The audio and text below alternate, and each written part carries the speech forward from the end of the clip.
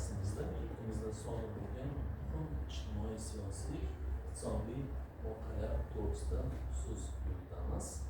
Ma'lumki, 20-26 sentyabr mobaynida O'zbekiston Prezidenti AQShga amaliy tashrif buyurdi va ushbu tashrif doirasida hukumatning 80 yillik yubiley bosh assambleyasida nutq so'zladilar hamda AQShning prezidenti Donald Tramp bilan amaliy uchrashuv o'tkazdilar.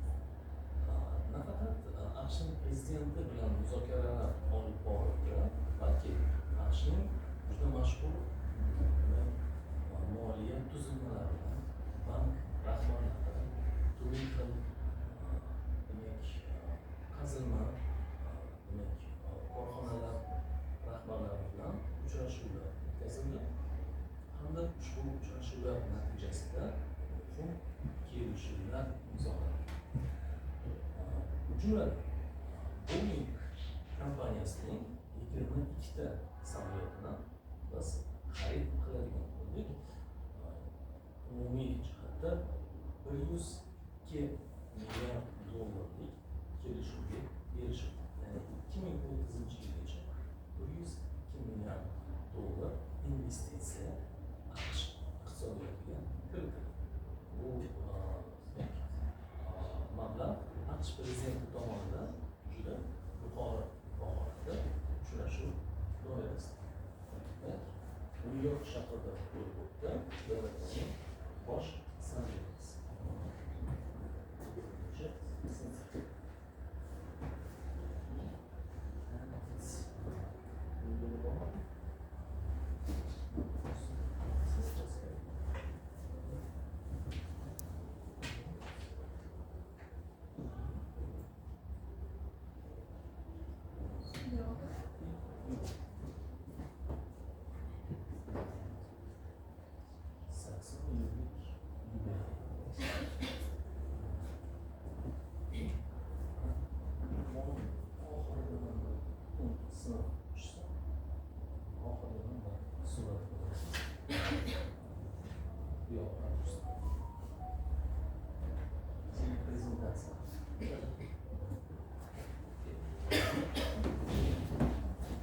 Xorijiy davlatlar rahbarlari bilan ham uchrashuvlar o'tkazildi. Jumladan, Xalqaro valyuta jamg'armasi rahbari Kristina Georgieva bilan uchrashuv o'tkazdi. Yurtimizning moliya tuzilmasida xalqaro kreditlar bo'yicha muhim qarorlar kelishildi. Kristina Georgieva Xalqaro valyuta jamg'armasi rahbari.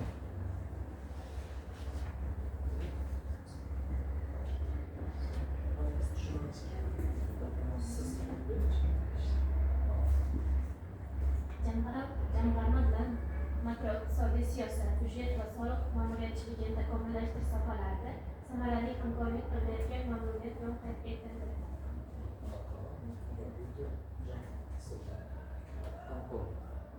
Va shuningdek ushbu jamg'arma bilan yo'l xaritasi tuzildi. Iqtisodiyotimiz va xorijiy investitsiyalarni ko'paytirish borasida yo'l xaritasiga erishildi.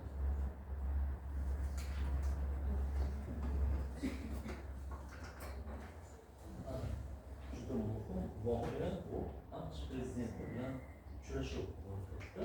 23 sentyabrda bo'ldi ushbu uchrashuv.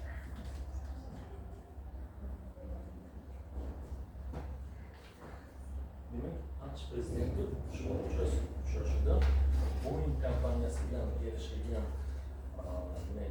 qaror juda yuqori ahamiyatga ega ekanligini ta'kidladi. Donald Tramp AQSh prezidenti va ushbu uchrashuv doirasida global O'rta-Osiyo mintaqasiga doir muhim iqtisodiy, siyosiy holatlar borasida ham muloqot yuritildi.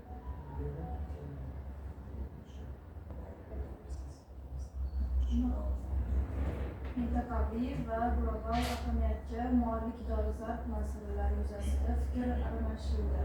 Joriy yil 5-sentyabr kuni bo'lib o'tgan telefon orqali muloqot yakunida erishilgan kelishuvlarning amalga oshirilishi ko'rib chiqildi. Va prezidentimiz Donald Trampni o'ziga qulay bo'lgan vaqtda O'zbekistonga tashrif buyurishi taklif etildi. Jumladan Samarqand shahriga taklif etdilar. Bu boshimiz.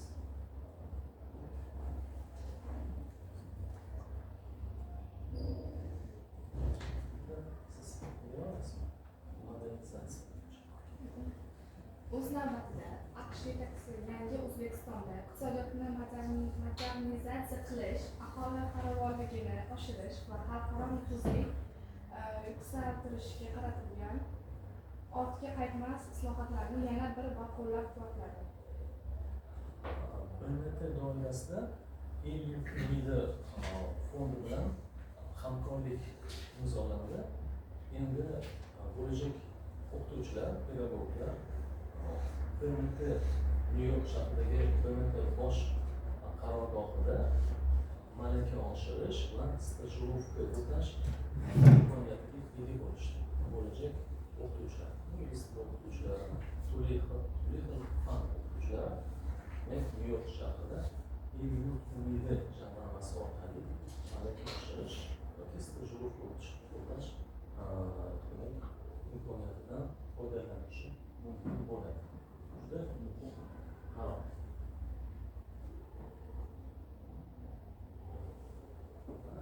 Nechta ortiq kompaniyaga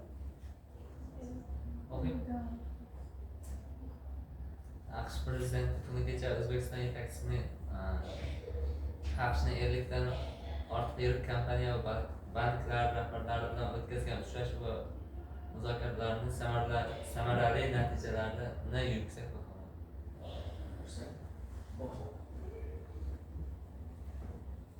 Bu yerda misollar keltirdi. Kon, energetika, turli qazilmalar, kimyo, moliya, investitsiya sohasida AQSh bilan biz keng hamkorlik qilamiz. 1991 yilda mustaqillikka erishgan bo'lsak, birinchi davlat mustaqilligimizni tan olgan davlatlardan bu Turkiya va AQSh davlati. Shu ikkita davlat mustaqillikning birinchi kunlarida bizning istiqbolimizni birinchilardan bo'lib qolishdi. Turkiya va AQSh. Va 34 yil davomida AQSh bilan biz nafaqat iqtisodiy jihatdan hamkorlik olib boramiz, balki harbiy sohada ham keng qamrovda hamkorlik olib boramiz. Turli xil harbiy aslahalar, ya'ni qurollar, ularning harbiy sohada yangilanishlar, modernizatsiyani o'tkazish AQSh va Rossiya bilan hamkorlikda olib boriladi. Chunki yurtimiz xavfsizligi bu juda muhim. To'g'rimi? Birinchi o'rinda xavfsizlik, keyin iqtisodiyot va ijtimoiy soha. Ustoz markazlarim qolibdi.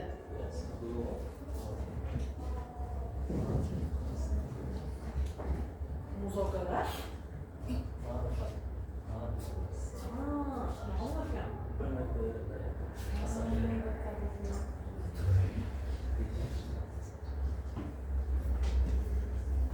Bu kompaniyalarning misollari bor. Qanday misollar?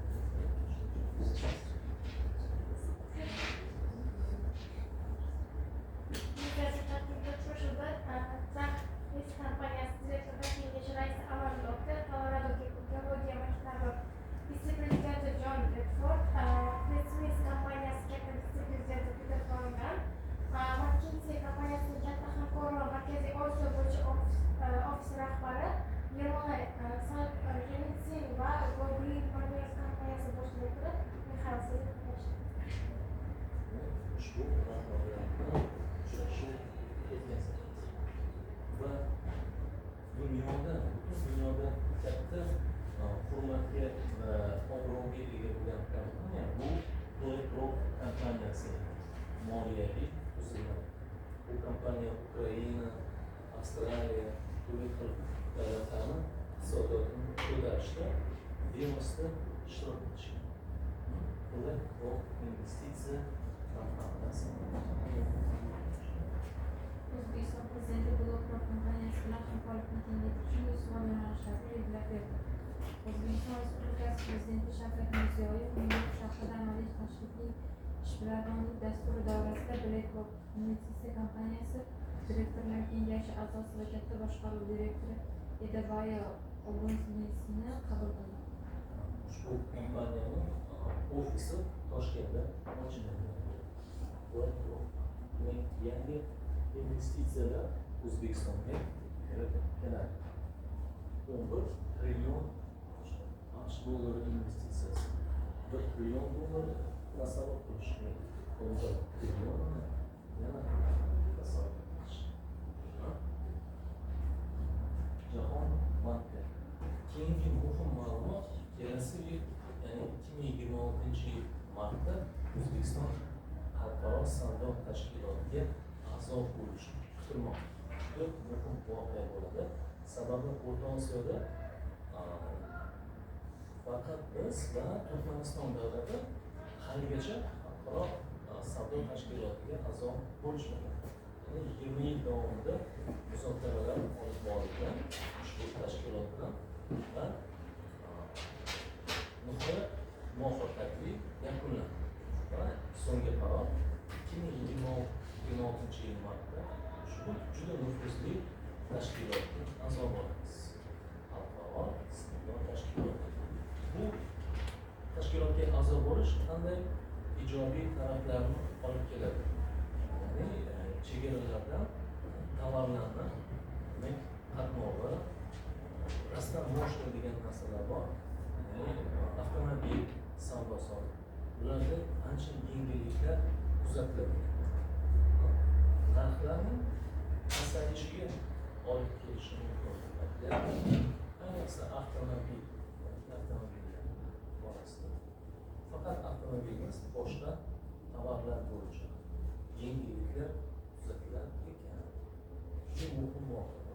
Xalqaro savdo tashkilotiga a'zo bo'lish.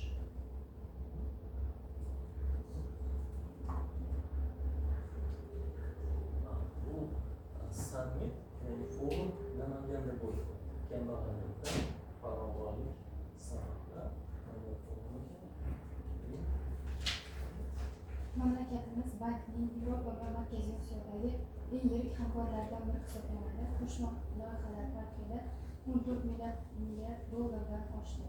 Toshkentda Jahon bankining mintaqaviy ofisi ochildi. Yaqinda Namangan shahrida o'tgan kambag'allikdan farovonlik sari 3-xalqaro forum yakunlari yuksak baho oldi.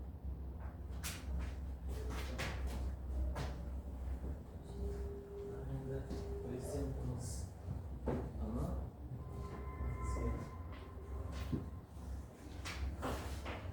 İstanbul'umuz şehirde ama İstanbul'umuz Prezidentimiz sizge işan yapacağımız Sarpa'da Prezident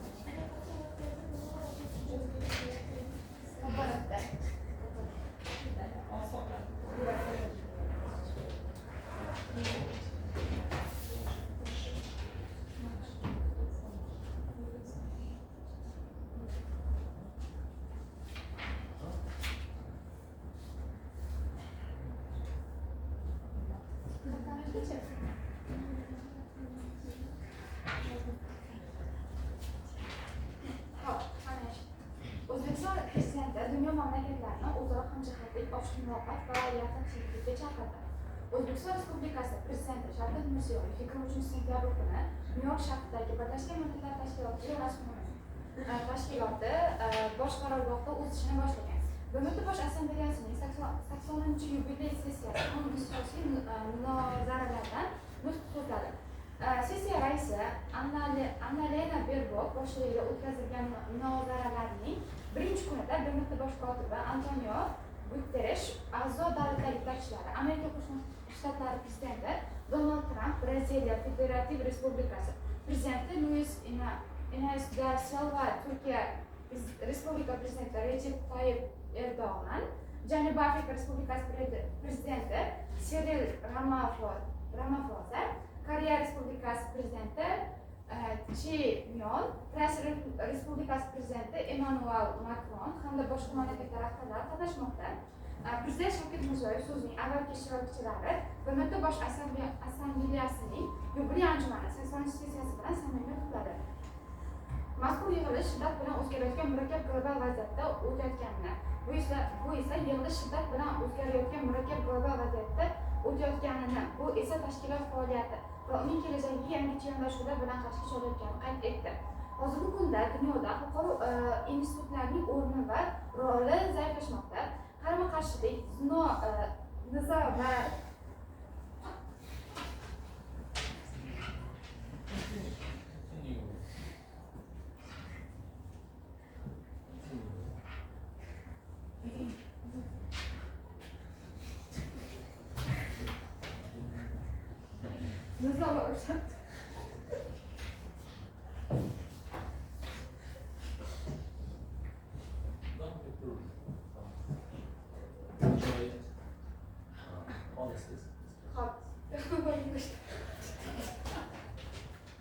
policies.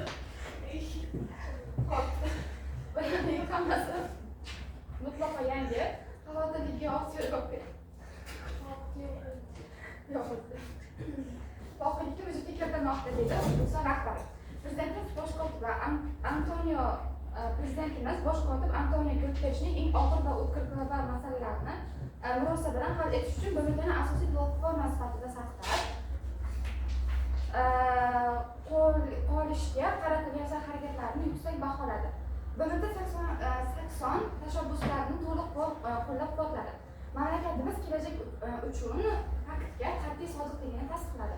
O'zbekiston yetakchisi zamonaviy xavf-xatarlarga qarshi samarali kurashish, rivojlanayotgan davlatlarning manfaatlarini himoya qilish maqsadida BMT Xavfsizlik kengashi transformatsiyasi qilish va ularning tartibini kengaytirishga chaqirdi. Davlatimiz rahbari O'zbekistondagi barqaror rivojlanish maqsadlariga ham ohang holda amalga oshirilayotgan ortga qaytmas islohotlar jarayoniga batafsil to'xtaldi. Ta'kidlanganidek, demokratik, huquqiy, ijtimoiy va dunyoviy yangi O'zbekistonni barpo etish siyosati olib borilmoqda. Ustuvor maqsadimiz mamlakatimizda yashayotgan har bir oilaning, har bir fuqaroning hayotini tubdan o'zgartirish, inson qadri va farovonligini oshirishdir, dedi Prezident. So'nggi yillarda O'zbekistonda kambag'allik darajasini 35%dan 6,6%gacha qisqartirishga erishilgani ta'kidlandi. Bu avvalo ta'lim va ilm sohasini o'zgartirilayotganligi, innovatsion tarmoqlar va texnologik sanoat korxonalarini barpo qilinayotgani, kichik biznes har tomonlama rivojlanayotgan va natija millionlab ish o'rinlari yaratilayotganligi tufaylidir, dedi Prezidentimiz. Mamlakatimizda maktabgacha ta'lim qamrovi 27%dan 78%gacha oshdi. Oliy ta'lim bilan qamrov esa 9%dan 12%ga yetdi. O'qituvchi va ustozlik kasbining obro'si va nufuzini keskin oshirishga hal qiluvchi masala sifatida qaralmoqda. Pedagoglarning o'zaro tajriba va bilim almashish uchun yagona xalqaro platformani yaratish maqsadida O'zbekiston butunjahon professional ta'lim sammitini o'tkazishni taklif etdi. Ilg'or sog'liqni saqlash tizimini yaratish ustida so'z yuritar ekan, mamlakatimiz yetakchisi BMT bosh qarorgohida O'zbekiston tashabbusi bilan bolalar saratoni va bosh og'ir kasalliklarga qarshi kurashga bag'ishlangan yuqori darajadagi tadbir o'tkazishni aytdi. Gender siyosatiga to'xtalib, davlatimiz rahbari mamlakatimizda ijtimoiy siyosiy hayoti va tadbirkorlik sohasida xotin-qizlarning roli bundan buyon ham mustahkamlanishini ta'kidladi. Shu ma'noda keng mintaqamiz miqyosida Osiyo xotin-qizlar forumini doimiy platformaga aylantirib, muntazam o'tkazib borish muhimligini qayd etdi. Mamlakatimiz prezidenti rivojlanish maqsadida erishilgan qat'iy intilish tasdiqlanib, Prezident O'zbekiston 2030 yilga borib daromadi o'rtadan yuqori bo'lgan mamlakatlar qatoriga kirishni o'z oldiga maqsad qilib qo'yganini ta'kidladi.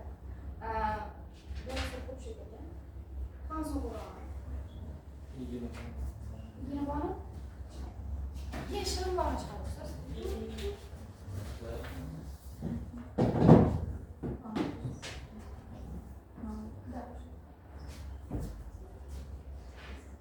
O'zbekistonning tashqi siyosatidagi ustuvor yo'nalishlariga alohida e'tibor qaratildi.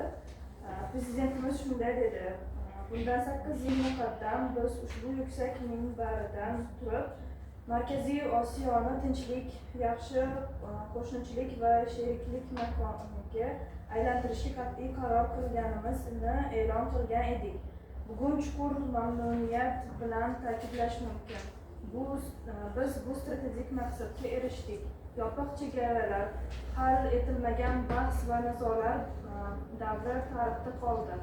So'nggi yillarda mintaqamizda o'zaro savdo, investitsiyalar va transport tashuvlari hajmi 5 barobargacha ko'paygani ta'kidlandi. Qo'shma investitsiya jamg'armalari chegara hududlarida savdo va sanoat zonalari tashkil etilmoqda. Yirik infratuzilma loyihalari amalga oshirilmoqda. Markaziy Osiyo davlat rahbarlari maslahat uchrashuvlari mintaqaviy integratsiyani chuqurlashtirish yo'lida samarali mexanizmga aylandi. Shuni qat'iy ishonch bilan aytishim mumkinki, bugungi kunda yangi Markaziy Osiyoni shakllantirish jarayoni boshlandi. Mintaqamiz o'zining hajmxatligi, barqarorligi, o'ziga xosligi bilan xalqaro munosabatlar tizimida alohida subyekt sifatida tobora mustahkam o'rin egallamoqda, dedi Prezident. Davlatimiz rahbari BMT tuzilmalari bilan mintaqada qator yangi loyiha va dasturlarni amalga oshirishni, jumladan ECOSOS va UNCTAD shaklligida Markaziy Osiyo davlatlarining iqtisodiy taraqqiyoti masalalariga bag'ishlangan xalqaro forum o'tkazish, UNIDO bilan sanoatda yashil texnologiyalar mintaqaviy hubini tashkil etish, mintaqamizda suv resurslaridan oqilona foydalanish, yashil maqom barpo etish hamda demografik barqarorlikka erishish bo'yicha dasturlarni qabul qilishni taklif qildi. Bundan tashqari, Bosh Assambleyaning Markaziy Osiyo mamlakatlarining mintaqaviy sheriklik va iqtisodiy integratsiyasini chuqurlashtirishga qaratilgan harakatlar qo'llab-quvvatlashga doir rezolyutsiyasini qabul qilish tashabbusi ilgari surildi. Global va mintaqaviy xavfsizlik borasida fikr yuritar ekan, O'zbekiston Prezidenti Afg'onistondagi vaziyatga to'xtaldi. Afg'on xalqining tinch va osuda hayotga bo'lgan intilishini qo'llab-quvvatlash uchun xalqaro hamjamiyatning sa'y-harakatlarini birlashtirishga chaqirib, bu davlatning yakkalanib qolishiga yo'l qo'ymaslik o'ta muhimligini alohida ta'kidladi. O'zbekiston ushbu mamlakatda katta iqtisodiy va infratuzilma loyihalarini amalga oshirmoqchi ekani qayd etildi. Prezidentimiz Afg'oniston orqali xalqaro transport va energetika koridorlarini rivojlantirish bo'yicha BMTning alohida rezolyutsiyalarini qabul qilishni taklif etdi. G'azo sektoridagi tobora yomonlashib borayotgan gumanitar inqiroz haqida gapirar ekan, Prezidentimiz harbiy harakatlarni to'xtatish va siyosiy muzokaralarni davom ettirishga chaqirdi. Biz BMT rezolyutsiyalariga muvofiq ikki xalq uchun ikki davlat tamoyilini amalga oshirishning qat'iy tarafdorimiz, dedi u yuksak minbardan turib. Ukraina atrofidagi vaziyat ham barchamizni jiddiy tashvishga solayotganini qayd etib, Prezidentimiz bu muammoni diplomatik yo'llar bilan hal etish bo'yicha yuqori darajadagi muloqotlar boshlanganini olqishladi. Xavfsizlik mavzusi davomida davlatimiz rahbari Markaziy Osiyoda global aksilterror strategiyasini bajarish bo'yicha samarali ishlarni qayd etdi. BMTning terrorizmga qarshi kurash boshqarmasi bilan hamkorlikda tuzilgan reabilitatsiya va qayta integratsiya masalalari bo'yicha mintaqaviy kengashni xalqaro kompetensiyalar markaziga qaytarish taklif etildi. Markaz muammoli hududlaridan qaytarilgan shaxslarni tinch hayotga moslashtirish bo'yicha tajriba almashish uchun muhim platforma bo'lib xizmat qiladi.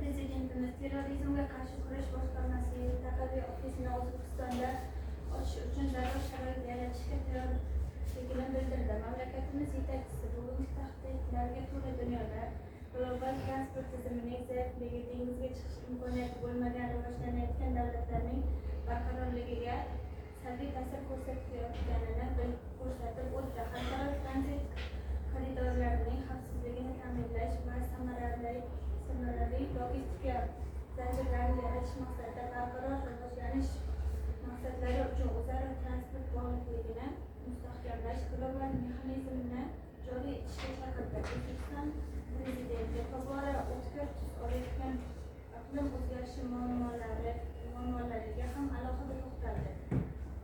Qayd etilganidek, Orol dengizi qurishining salbiy oqibatlari jahon hamjamiyatining doimiy diqqat markazida bo'lishi lozim. Biz Orolbo'yi ekotizimini qayta tiklash bo'yicha ishlarni izchil davom ettiryapmiz. So'nggi yillarda dengizning qurigan tubida 2 million gektar maydonda sho'rga chidamli cho'l o'simliklari ekildi. 2030-yilgacha ushbu hududning 80% qismida yashil qoplamalar hosil qilinadi, dedi davlat rahbari.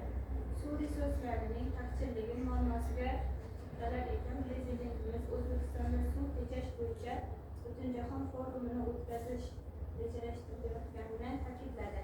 Mazkur anjuman yakunlari bo'yicha suv inqirozi barqaror taraqqiyot uchun jiddiy tahdid sifatida belgilash va bu borada global darajada innovatsiya texnologiyalarini joriy etish uchun alohida yo'l xaritasini qabul qilish mo'ljallanmoqda. Ekologik o'zgarishlarning yana bir salbiy ko'rinishi iqlim migratsiyasining kuchayib borayotgandi. Prezidentimiz ushbu yo'nalishda aniq xalqaro mexanizmlar va huquqiy baza hanuzgacha yaratilmaganini qayd etdi. Shu munosabat bilan bu jiddiy masalada keng xalqaro sheriklik va muvofiqlashtirilgan siyosiy yuritish bo'yicha global paktni qabul qilishga chaqirildi. Balkining barqaror taraqqiyotini ta'minlash haqida so'z yuritiladigan mamlakatlar o'rtasida raqamli rivojlanish va sun'iy intellektdan foydalanishda tengsizlikning oldini olish juda ham muhim ekaniga e'tibor qaratdi. Shu ma'noda sog'liqni saqlash, ta'lim va madaniyat sohalarida sun'iy intellektning amaliy yechimlari va modellarini beg'araz almashishga qaratilgan xalqaro hamkorlik mexanizmini yaratish taklif etildi. Yana bir ustuvor masalaga alohida to'xtalmoqchiman. Ertangi kunimiz dunyoning taqdiri va farovonligi o'sib kelayotgan yosh avlod qo'lida.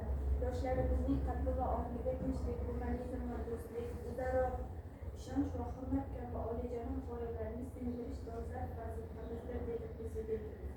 Shu munosabat bilan jahon yoshlarining tinchlik sari harakatini ta'sis etish va uning qarorgohini O'zbekistonda joylashtirish taklifi ilgari surildi. Prezidentimiz ta'kidlaganidek, O'zbekiston jamiyatda bag'rikenglik siyosatini izchil amalga oshirar ekan, islom ma'rifati g'oyalarini chuqur o'rganishga va dunyo targ'ib etish bo'yicha sa'y-harakatlarni faol davom ettiradi. Yaqin oylarda mintaqa uchun noyob bo'lgan islom sivilizatsiyasi markazi ochildi. Buyuk ajdodlarimiz, mutafakkir allomalar Imom Buxoriy, Imom Termiziy, Imom Moturudiyning boy ma'naviy va ilmiy merosini alohida taqdimoti Birlashgan Millatlar Tashkilotida o'tkazildi. Shavkat Mirziyoyev so'zining yakunida yangi O'zbekiston barcha davlatlar bilan o'zaro hamjihatlik, ochiq muloqot va yaqin sheriklik tarafdori ekani, xalqlar, jamiyat va sivilizatsiyalar o'rtasidagi muloqotni mustahkamlash, umumbashariy maqsadlarni ro'yobga chiqarish yo'lida o'z hissasini qo'shishga doimo tayyorligini ta'kidladi.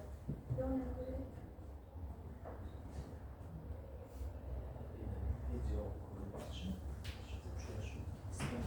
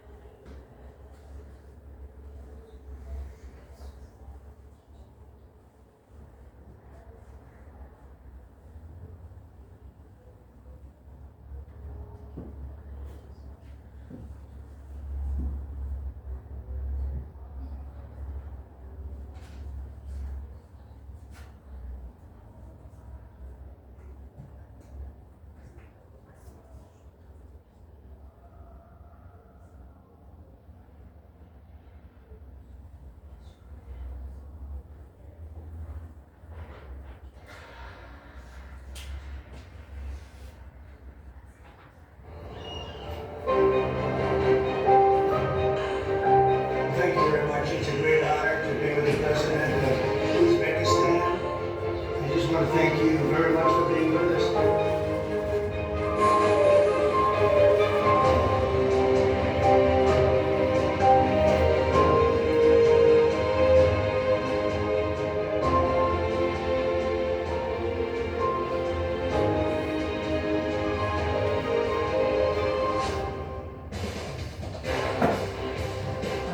Sizning rahbarligingiz ostida O'zbekiston yangi iqtisodiy sahifani ochib, transformatsiya jarayonlarini amalga oshirmoqda. Islohotlar mamlakat iqtisodiyotini tubdan yangilab, xalqaro moliya bozorlarida ishonch uyg'otmoqda.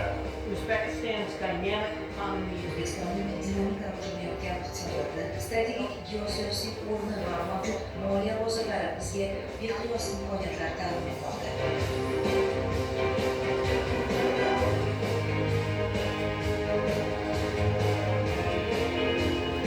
I spoke to President Trump this morning. Men bugun ertalab Prezident Tramp bilan gaplashdim va u avvalo yaqinda siz janobi oliylari bilan telefon orqali bo'lgan ajoyib suhbatni esladi. Shuningdek, Oq uy rahbari sizni yana bir bor Idil salomlarini yetkazishni so'radi.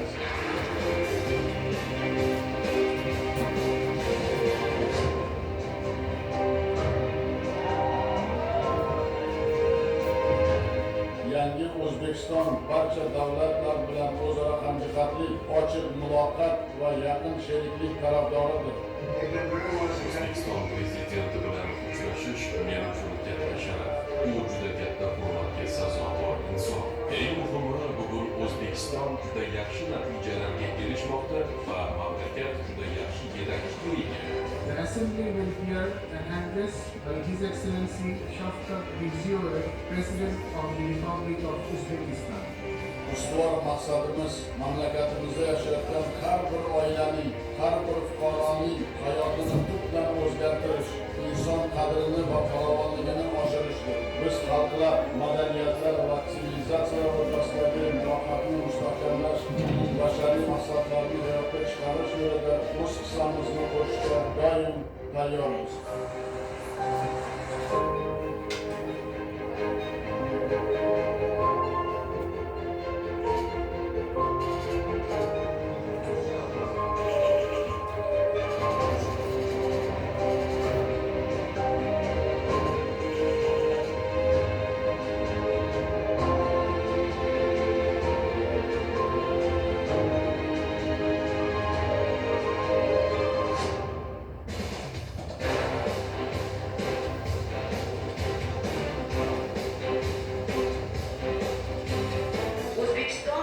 mas'uliyatini to'liq his etgan holda bolalar salomatligi uchun global harakatda faol ishtirok etmoqda. Keyingi yillarda mamlakatimizda bolalarning saraton kasalligi bo'yicha o'lim holatlarini kamaytirish dasturlari ishlab chiqildi, qo'shimcha resurslar safarbar etildi, tashxis va davolash standartlari yangilandi, bemorlarning dorilar bilan ta'minoti ovqatlanish sharoitlari yaxshilandi. 2025-2030 yillarga mo'ljallangan bolalar saratoni kasalligiga qarshi kurash bo'yicha milliy strategiya tasdiqlandi.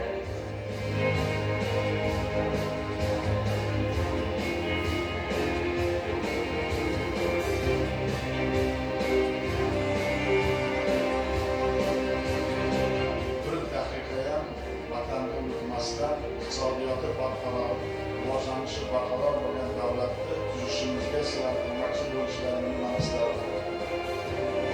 Faxrlanaman, g'ururlanaman, vatanimiz bilan Vatanimga orzu bo'lgan universitetda o'qishimni asosiy sababchisi, asosiy faktori albatta siz. Kechagi bo'lgan tarixiy uchrashuvlarimiz ertaga sizlarga ko'p narsaga yo'l ochadi. O'zbek xalqi aytadi va qiladi. Shuni biz ishonamiz. O'zbek millatini mehnatimiz bilan hurmat qilishga majbur qilishimiz kerak.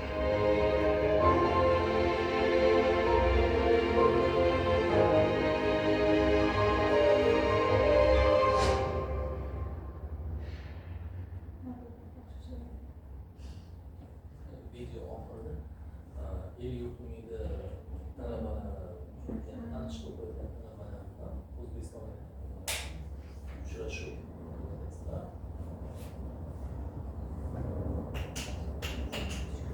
mustaqillik ne'mati sardoba xorijda o'qish keyingi mavzuyimiz so'z boyligini lug'atni oshirish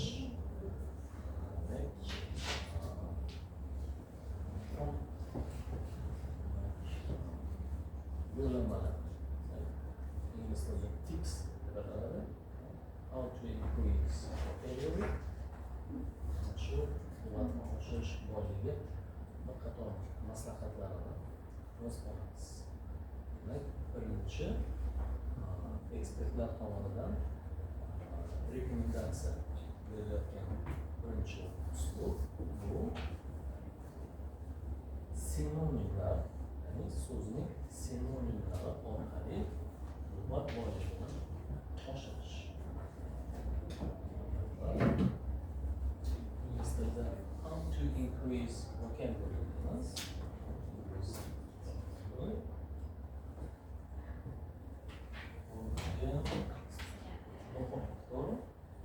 Speaking. So'z boyligi uchun lug'atni oshirish juda katta ahamiyatga ega. How to increase vocabulary. Birinchi yo'li, lug'atni oshirishning birinchi yo'li bu so'zning sinonimlarini yodlash. Sinonimlar orqali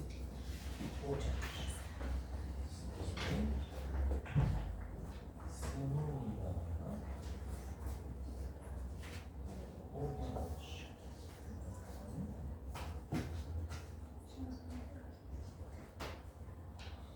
Masalan, amazing so'zini olsak, uning sinonimlari qanday?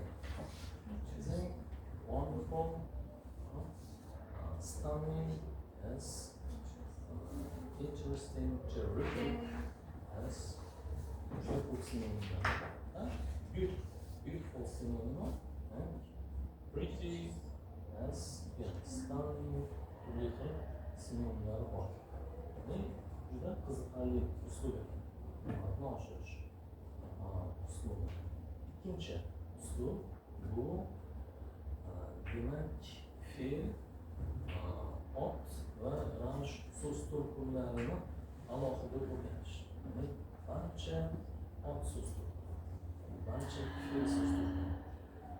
Bu biroz qiyinroq tuyulishi mumkin, yonbak uslub. So'z turkumlari orqali o'rganish.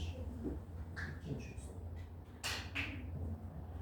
So'z turkumlari.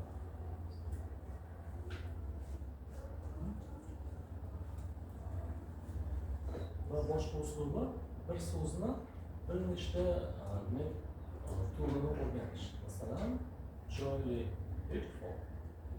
So'z turkumida qanday bo'ladi? Beauty, chiroyli qilish so'zi bor. Ya'ni beautify, to beautify. Ranish so'z turkumida qanday bo'ladi? Beautifully. Ko'ryapsizmi? Bitta so'zni to'rtta shaklini o'rganish mumkin. Bir so'zning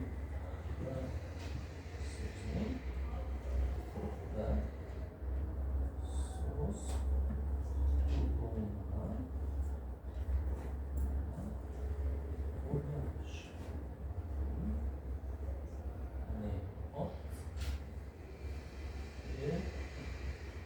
avarish va sifat so'z shakli. As to organize, organization as ot va fe'l so'z turkumi. Bu ikkinchi uslub bo'ldi. Uchinchi uslub to'piklar bo'yicha o'rganish. Vocabulary in use degan darslik bor. Har xil darajalar uchun mo'ljallangan, pre-intermediate, intermediate va ushbu vocabulary in use darsligida so'zni mavzularga bo'lib chiqilgan, topiklarga bo'lib chiqilgan. Masalan, family words, oilaga tegishli barcha so'zlarni o'rganish. Automobile, ya'ni mashina, mashinaga tegishli barcha so'zlarni o'rganish. Yoki politics, politics topida siyosatga tegishli barcha yangi so'zlarni, ya'ni mavzu doirasida o'rganish. Bu ham so'z boyligini oshirishni keyingi uslubi. Bu ikkinchi va bu uchinchi uslub bo'ladi. Uchinchi uslub topik. Topiklar doirasida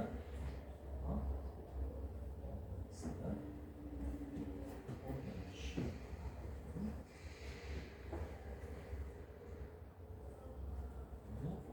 Qiziqda, sizlar qanday uslub qo'llaysizlar? Seminarlarni o'rganishmi yoki topiklar doirasida o'rganishmi? Yoki bitta so'zni sinonimlarni o'rganish. Biz uchta uslubini hozir qaraylik.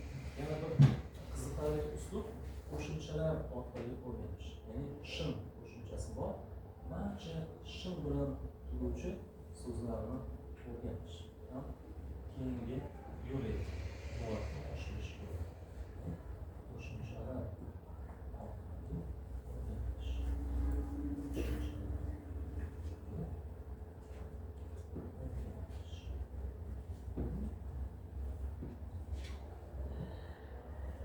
Videomiz bor, muvaffaq oshirish bo'yicha o'sha videoni ko'ramiz.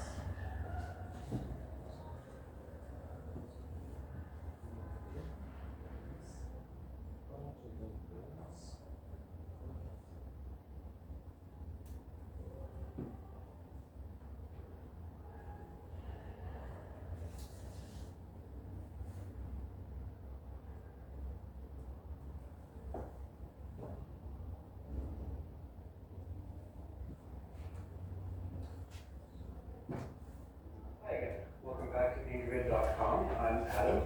Today's lesson is meant to show you ways of increasing your vocabulary. I know some of the other teachers on Ingrid.com have done these lessons. I just want to throw my 2 cents in. If you know what that means, it means I want to give my own piece of advice. I have a few ideas for you. We're going to start with these. We'll look at a few others, more practical ones as well. The most important thing that you can do to increase your vocabulary is read. Read a lot. What should you read? Anything and everything. But the most important thing is read what you are interested in, okay? If you like sports, read a sports magazine. If you like movies, read a movie magazine. Even better, read the script of the movie. If the movie is based on a novel, read the novel. For example, recently the movie Life of Pi was very famous in the theaters. It's based on a novel. Read the novel. It's a pretty good book. My favorite movie, Shawshank Redemption, based on a novella by Stephen King. Read it. Best way to increase your vocabulary. Also, don't just learn new words and try to remember them. Write a lot. Use the words you're learning, right? Every time you learn a new word, you should have a notebook with you all the time anyway. Write the word in a sentence, but not just any sentence. Make sure that the sentence clearly shows that you know the meaning of the word. Okay? So let's, for example, I know everybody knows this word, but beautiful. Everybody knows this word, but let's say it's a new word for you. Don't write, the sky is beautiful. It doesn't tell me anything about the word beautiful. The sky is also blue. Does beautiful mean blue? No. Make sure you're using something. I love to see a beautiful sky that has pretty clouds and the sunshine and a nice color, nice shade of blue because it makes me feel happy. Not the best example, it's a very long sentence, but you get my idea. Now, again, coming back to that notebook. Always have a notebook with you, always have a pen with you, and don't limit yourself to one new word.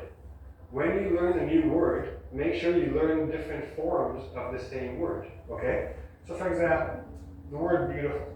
Let's say this is a new word for you. You learn the word beautiful. Put it in your adjective column. It's an adjective, that's what you want. But why not learn the other forms? For example, what is the adverb form of beautiful? I think most of you know it. It's beautifully.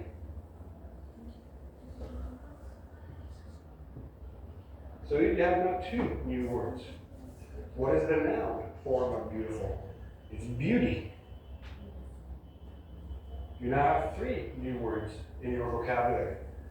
Is there a verb form of beautiful? Yes, as a matter of fact, there is. Beautify means to make beautiful. You now have four new words. Think of other words. Beautician. Beautician is a person who works making people more beautiful. She does facials and manicures and pedicures and wax and whatever else these beauticians do. Anyways, try to find other forms. Learn many words instead of just one word. Okay. Now, some people like to study roots and suffixes and prefixes. Personally, I'm not a huge fan of this recommendation, but first let me explain what a root is. For example, you have the root eject. So you learn inject, eject, object, subject, all the different words that come from the root. So many people only study the word or the root eject and think that it will help them understand all the words with this root. It's a good idea if you have the patience.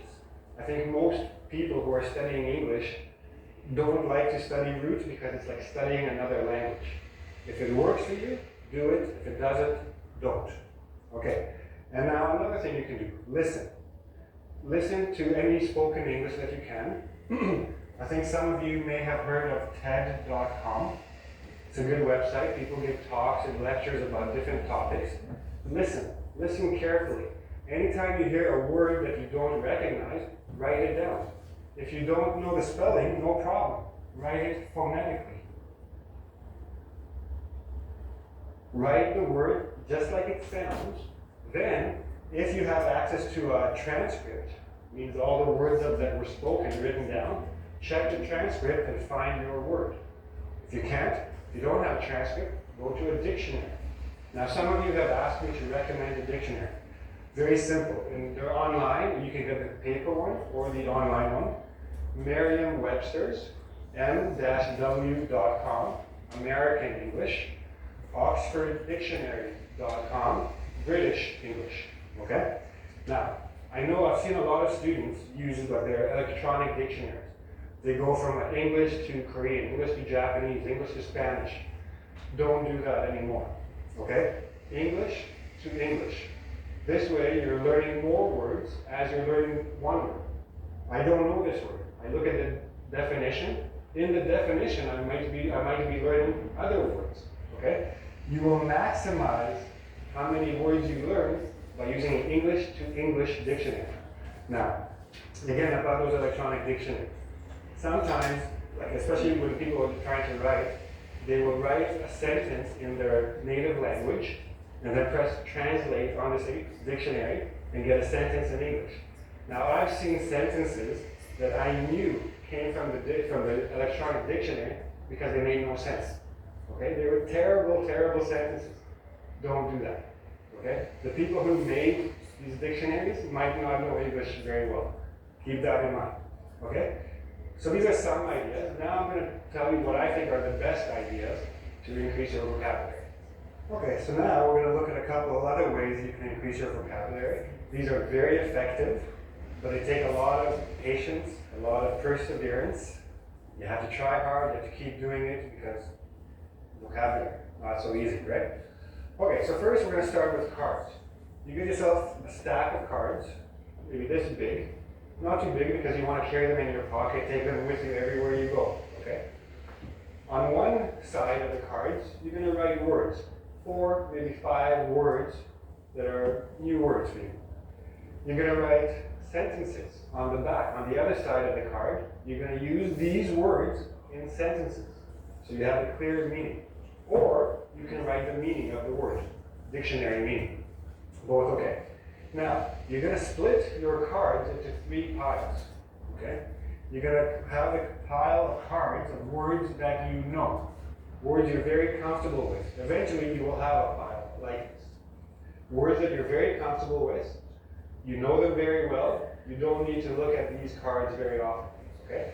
Now, before I continue, where do you get these words? Get from a TOEFL site or an IELTS site or an SAT site or an SAT book, for example. They have lists of words that you need to learn. Put all these words on cards, split them up like this. You know these words very well, don't need to look at it.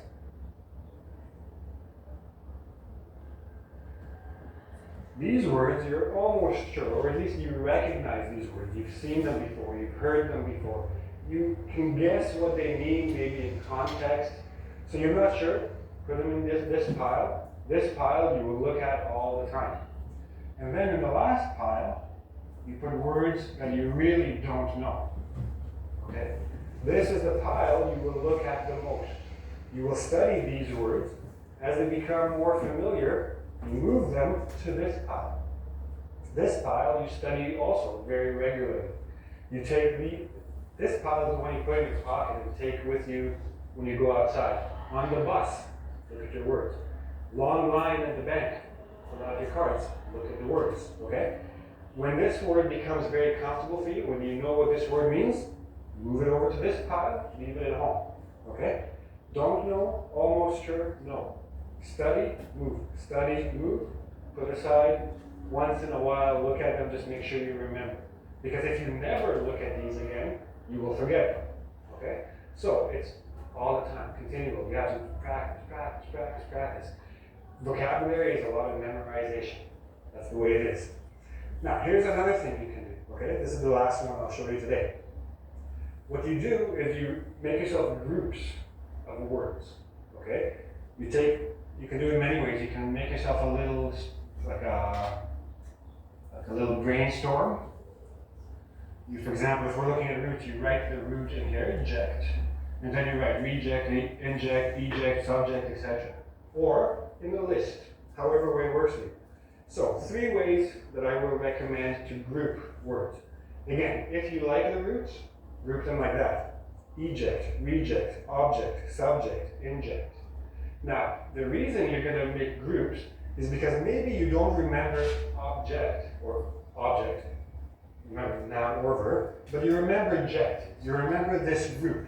You sort of remember what ject means, so you can apply it to object. Ject is like push in most contexts. Object is push away, refuse. Okay? So if you don't remember the word, hopefully you will remember the idea of the group, and then that will remind you what the word means. Okay? Another group you can use is similar meanings, so synonyms, words that have similar meanings, or a similar function. Okay? So for example, I'm going to look at this function, increase. Extend, expand, accelerate, intensify, reinforce.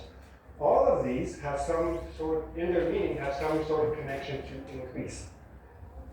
Extend, make longer, increase length, or time, duration. Expand, increase size or scope. Accelerate, increase speed. Intensify, increase intensity. Reinforce, increase strength. So maybe you see the word reinforce, you're reading something, you see the word reinforce. You're not exactly sure what it means, but you remember the group it was in. The group was the increase group. So reinforce means increase, plus the context of the sentence you saw it in will help you understand it means increase strength. Or sometimes it can be increase in number, like number of soldiers, reinforce the position. The last group is theme. For example, let's say for today the theme is technology, okay? So you write words that have to do with technology. Obsolete, state of the art, update, downgrade, cutting edge. All these words we can talk about computer software or computers. Obsolete, old, not useful anymore. Nobody uses this anymore. Windows XP. Maybe not completely obsolete, but almost obsolete. Hardly anybody uses it anymore. State of the art means the newest. Cutting edge, the newest, the most modern, the most advanced you can get. Update, to make newer. Downgrade, to make less. For example, I have Windows 8. I don't like it. I want to downgrade to Windows 7, but can't do it. Windows 8 won't let me. But anyway, so you have a theme, you have a function, you have the root. Learn in chunks. If you don't remember one word, you'll remember the group. It will help you understand the word you're looking at, okay? Go to ingvid.com. I'll give you a quiz, give you some more practice with these ideas. And subscribe to my YouTube channel. And come again. We'll do this again. Thanks. Ingvid.com is these websites. You can find many videos like this. Yes, this website, short videos. How did you like this video? Ideas, ways of reasoning, yes. Vocabulary, what concept you learn. Kanada'yı okuş, İngiliz okuyoruz. So you heard American English, yes. We have British English, we have American English. Qaysi yo'l sizga samaraliroq, yaxshiroq tuyuldi? Subject, verb, object. Ya'ni bir so'zni turli xil so'z to'plamlar sinonimlar to'g'risida aytildi. Shu yo'llardan qaysi birini sizlar ishlatasiz?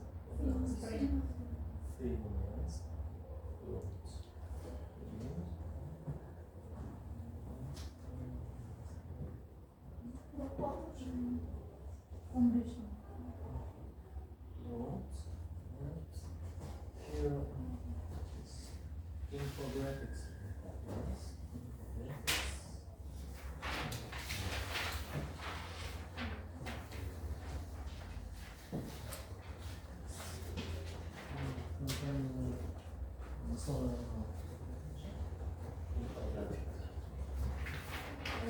Transport sohasida uzoq muddatli hamkorlik to'g'risidagi muayyan kompaniyasi. Keyin esa topgan uskunalarni ishlab chiqarish bo'yicha qo'shma korxona tashkil etish to'g'risidagi bitim. Keyin esa o'zaro sheriklik va hamkorlik to'g'risidagi bitim. Moliyaviy hamkorlik to'g'risidagi bitim, hamkorlik to'g'risida bitim. Istiqbolli maydonlarda geologiya qidiruv ishlarini olib borish to'g'risidagi bitim. Hamkorlik to'g'risida bitim. Yana keyin esa ko'p tarmoqli klinika ta'lim muassasasini tashkil etish to'g'risidagi bitimlar.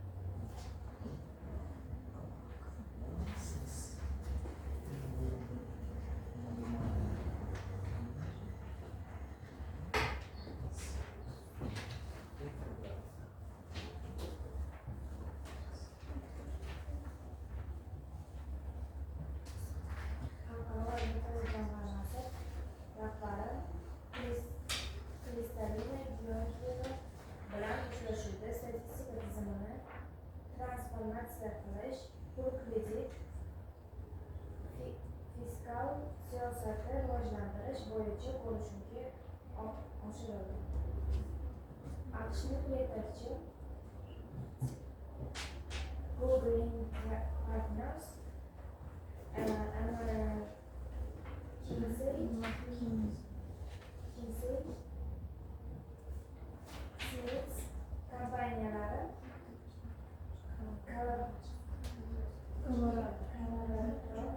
Colorado maktabi rahbari bilan toifalarni jadallashtirish bo'yicha hamkorlik yo'l xaritasini qabul qiladi.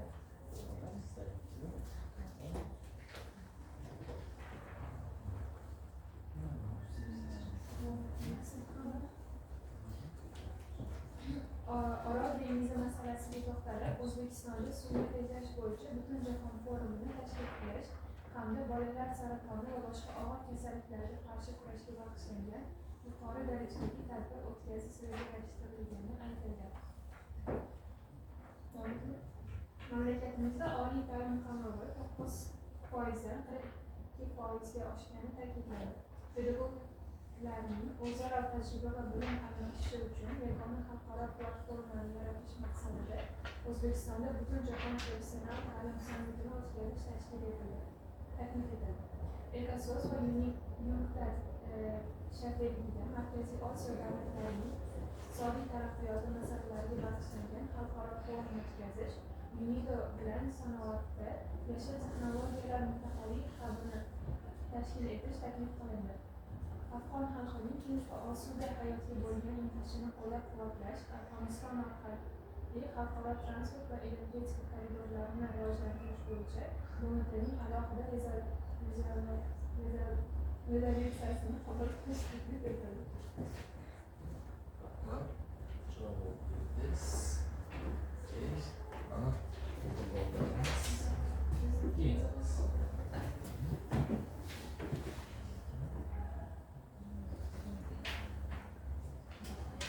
Jahon yoshlarining tinchlik sari harakatini ta'sis etish va uning qarorgohini O'zbekistonda joylashtirish, BMTning terrorizmga qarshi kurash boshqarmasining mintaqaviy ofisini O'zbekistonda ochish taklifi aytildi. Markaziy Osiyo mamlakatlarini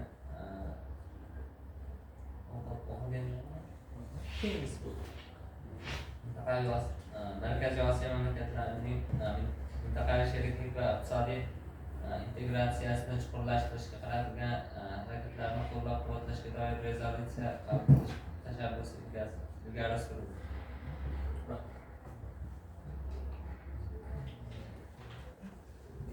Sentabr kuni O'zbekiston Prezidenti vatandoshlar va investitsiyalar bilan uchrashib, vatandoshlarning xalqaro biznes maratoniga start berildi.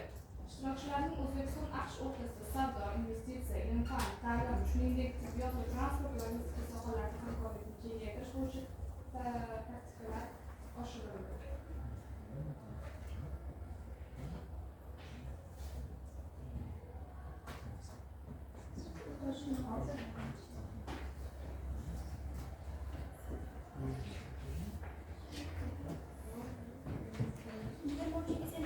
Shavkat Mirziyoyev Koreya Respublikasi Prezidenti Lee Chje-myong bilan uchrashuv o'tkazdi. Unda mashinasozlik, kimyo, qishloq xo'jaligi, transport, aviatsiya, biotexnologiyalar, xomashyo resurslari kabi yo'nalishlardagi loyihalarni ilgari surishni nazarda tutadigan texnologiya va sanoat sherikligi dasturini tayyorlash yuzasidan kelishuvga erishildi.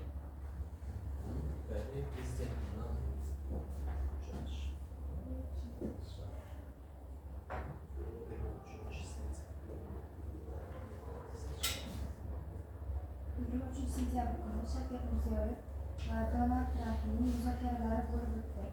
Unda fuqaro aviatsiyasi, tog'-kon sanoati, moliya, innovatsiyalar, kimyo, energetika kabi yo'nalishlarda shartnomalar va istiqbolli loyihalar portfeli shakllantirildi. Muzokaralar yakunida davlatimiz rahbari AQSh prezidentini O'zbekistonga rasmiy tashrif bilan kelishga taklif etdi.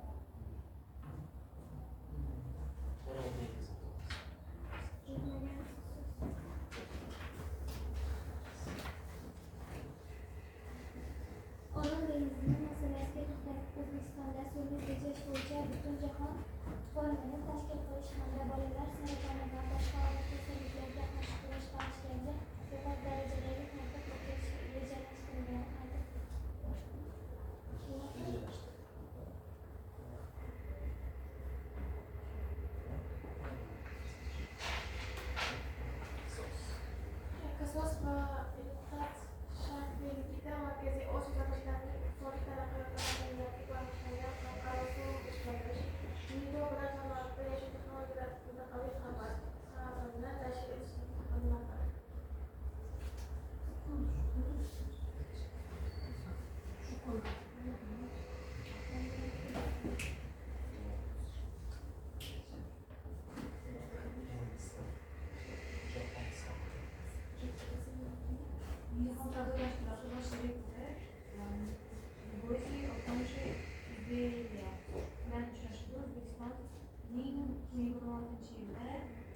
Jahon sog'liqni JSPga qo'shilishi ta'kidlanib, hamkorlikning dolzarb masalalari ko'rib chiqildi. Yangi talabalarimiz Xudoyor Husniy.